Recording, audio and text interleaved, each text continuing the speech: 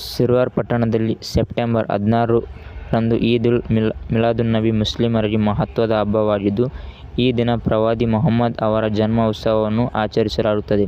ಸಿರ್ವಾರ್ ಪಟ್ಟಣದ ಎಲ್ಲ ಮಸೀದಿಗಳು ಹಿರಿಯರು, ಕಿರಿಯರು, ಪುಟಾಣಿ ಮಕ್ಕಳು ಧ್ವಜವನ್ನು ಹಿಡಿದುಕೊಂಡು ಮೆರವಣಿಗೆಯಲ್ಲಿ ಪಾಲ್ಗೊಂಡಿದ್ದರು.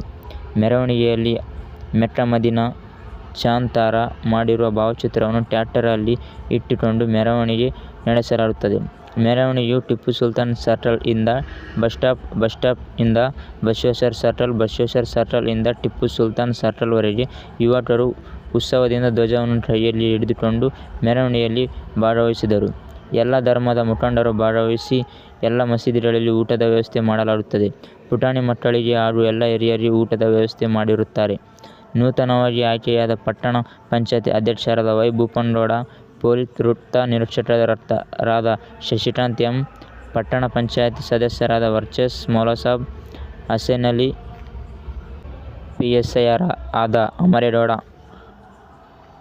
ಮೆಹಬೂಬ್ ಗಲಾದ್, ಮೆಹಬೂಬ್ ಬಡೇದರ್, ಬಾಬರ್ ಬಡೇದರ್, ನಬಿ ರಸೂಲ್, ಸಲಾಖಾನ್, ಶ್ರೀನಿವಾಸ್ ರೆಡ್ಡಿ, ಗಡ್ಲ್ ಅಮರೇಶ್, ಗಡ್ಲ್ ಚನ್ನಬಸವ ಇನ್ನಿತರರು ಭಾಗವಹಿಸಿದರು.